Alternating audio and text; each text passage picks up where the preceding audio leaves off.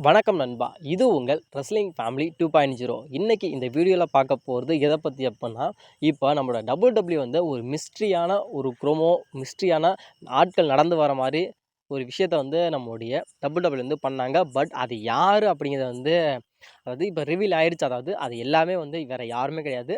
Roman Reigns, கோடி roads, CM bunk, Prague Lesnar இவங்க தான் வந்து அந்த மிஸ்ட்ரியான ஒரு பர்சன் அப்படிங்கிறது. பட் ரியலாக வந்து அதிகாரப்பூர்வம் வந்து ப்ரூஃபோட WWE வந்து சொல்லிட்டாங்க. அதுக்கான ஒரு பர்ட்டிகுலர் வீடியோவும் நான் இதுக்கு முன்னாடி வந்து நான் ரெடி பண்ணி நான் போட்டுட்டேன்.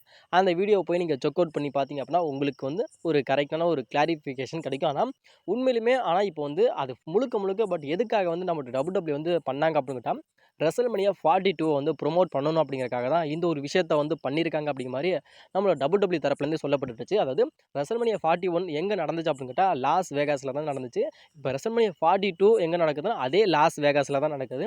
லாஸ் வேகாஸில் வந்து எல்லாத்துக்குமே வந்து பஞ்சமே கிடையாது. அதாவது துட்டுக்கும் பஞ்சம் கிடையாது, டாலருக்கும் பஞ்சம் கிடையாது, பொண்ணுக்கும் பஞ்சம் கிடையாது, போதைக்கும் பஞ்சம் கிடையாது, கஞ்சாவுக்கும் பஞ்சம் கிடையாது.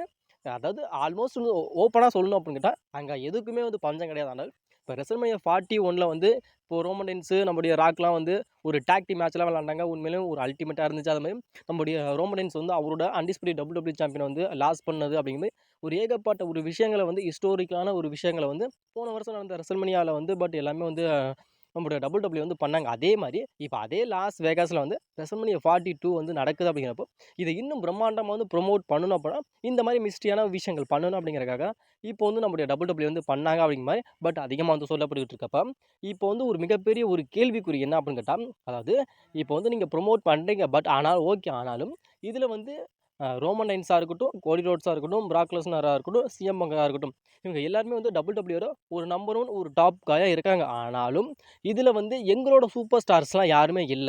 இது ஏன் அப்படிங்கிற மாரி ஃபேன்ஸ் வந்து இப்போ வந்து ஒரு மிகப்பெரிய ஒரு கேள்விக்குறிய வைக்கிறாங்க. அது மாரி ஒரு மிகப்பெரிய ஒரு குற்றச்சாட்ட வந்து வைக்கிறாங்க. அதாவது எங்களோட சூப்பர் ஸ்டார்ஸ்லாம் யாருமே இல்ல. நீங்க வந்து ரெசல்மனியா 42 வந்து ப்ரொமோட் பண்றதுக்காக மிஸ்டியான விஷயங்கள்லாம் பண்ணீங்க. But okay. அதே மாரி அந்த மிஸ்டியான பர்சன்லாம் யாரு அப்படின்னா, ரோமன் ரெயின்ஸு, சிஎம் பங்க், கோடி roads, Prague Lesnar. But okay. ஆனாலும் நாங்க கேட்கிற ஒரு கேள்விக்குறி என்ன அப்படின்னா, இப்போ வந்து ராக் வந்து WWE பெரிய சூப்பர் ஸ்டார் இல்லையா? செத் ரோலின்ஸ் வந்து பெரிய சூப்பர் ஸ்டார் இல்லையா? ராண்டி ஓர்டன் பெரிய சூப்பர் ஸ்டார் இல்லையா? ஜான் சீனா பெரிய சூப்பர் ஸ்டார் இல்லையா? ட்ரூ மெக்கன்டையர் வந்து பெரிய சூப்பர் ஸ்டார் இல்லையா? ஆனாலும் இவங்க எல்லாத்தையுமே விட்டுட்டு நீங்க வந்து பர்ட்டிகுலரான ஒரு பர்சன மட்டும் நீங்க வந்து சூஸ் பண்ணி நீங்க வந்து டிக்கெட் செல்லிங்க வந்து நீங்க வந்து ஆரம்பிக்கிறீங்க. இது வந்து பட் ரொம்ப ரொம்ப ஒரு எப்படி சொல்லணும்னா, ஒரு நம்பிக்கை துரோகத்த வந்து நீங்க வந்து பண்றீங்க அப்படிங்கிற மாரி பட் இப்போ வந்து அதிகமா சொல்லப்பட்டுக்கிட்டு இருக்கு. அதாவது இப்போ வந்து என்னதான் சொன்னாலும் ராண்டி ஓர்டன்லாம் அப்படின்னா ஒரு மிகப்பெரிய ஒரு சூப்பர் ஸ்டார். அதாவது இப்போ நம்முடைய பிராக்கா இருக்கட்டும், நம்முடைய சிஎம்க்கு, ரோமன் ரெயின்ஸ், கோடி ரோட்ஸுக்கு ஈக்குவலான ஒரு பர்சன் யார் அப்படின்னா நம்முடைய ராண்டி ஓர்டன்.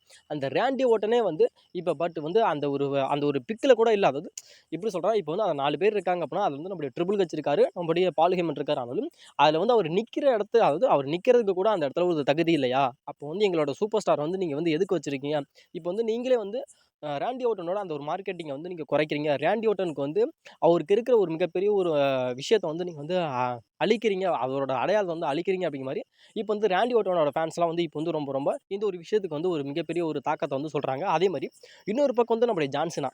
ஜான்சன எடுத்துக்கிட்டோம். ஜான்சனோட அவர் வந்து 20 வருஷமா வந்து அவர் வந்து WWEக்காக எவ்வளோ விஷயங்கள சாக்ரிஃபை பண்ணியிருக்காரு. எவ்வளோ விஷயங்கள் வந்து உழைச்சிருக்காரு. ஆனாலும் இப்ப ஜான்சனோட கடைசி ரிட்டயர்மென்ட் டூர் தான் இது. ஆனாலும் அந்த ஒரு டூர்ல கூட அவருக்கு வந்து ஒரு ஸ்பெசிஃபிக்கான ஒரு விஷயங்கள பண்ணியிருக்கேன். But okay. ஆனாலும் இப்ப அந்த ஒரு ப்ரோமோல கூட அவர் இல்லையே. ஏன்? அவரும் பெரிய சூப்பர் ஸ்டார் தானே. அவரு இல்லையே. அப்ப ஏன் அப்படின்ட்டா, அது ஒரு கேள்விக்குறியா இருக்காங்க.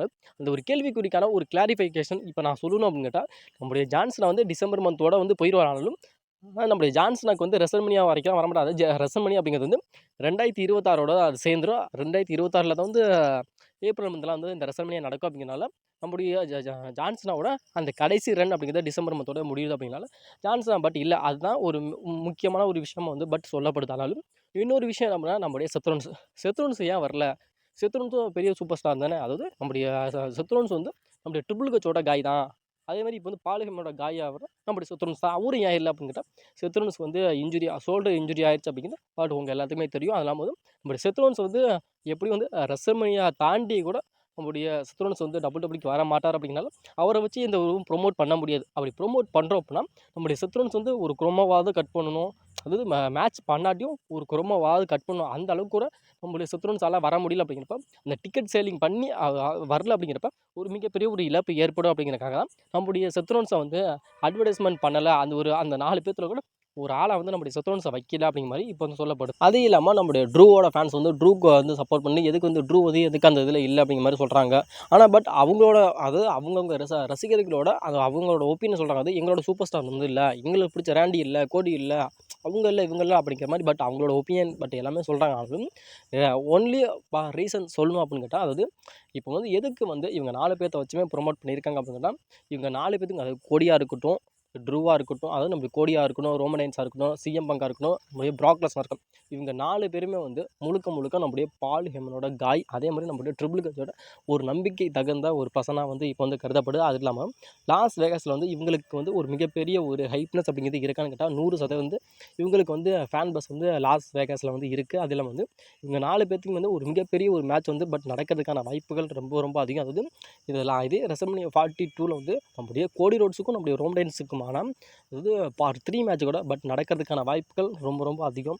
அது இல்லாம வந்து நம்முடைய சிஎம் பங்குக்கும் நம்முடைய கோடிக்குமான ஒரு மேட்ச் கூட நடக்கிறதுக்கான வாய்ப்புகள் ரொம்ப அதிகம். அது இல்லாம வந்து நம்முடைய கோடி ரோட்ஸுக்கும் நம்முடைய ப்ராக் லெஸ்னருக்குமான ஒரு மேட்ச் நடக்கிறது கூட வாய்ப்புகள் ரொம்ப அதிகம். அதனால இவங்களை வச்சு வந்து நம்ம ப்ரொமோட் பண்ணுறோம் அப்படின்னா பட் அதிகமான ஒரு டிக்கெட் சேலிங் ஆகும் அப்படிங்கிறதுக்காக தான் பட் பண்ணியிருக்காங்களே தவிர வேற எந்த ரெஸ்லரையும் வந்து ஆட் பண்ணாதுக்கான எந்த ஒரு தேவையில்லாத ரீசன் பட் சொல்லலை. ஆனாலும் இந்த ஒரு விஷயத்துக்கு சொல்கிறதுக்கான காரணம் என்ன அப்படின்னா இவங்களை வச்சு அதிகமான டிக்கெட் சேலிங் வந்து வைக்கலாம். அதாவது பெரிய சூப்பர் ஸ்டார்லாம் இருக்காங்க அப்படிங்கிறதுக்காக இந்த ஒரு விஷயத்தை வந்து பட் சொல்லியிருக்காங்க அப்படிங்கிற மாதிரி பண்ணப்போ தான்.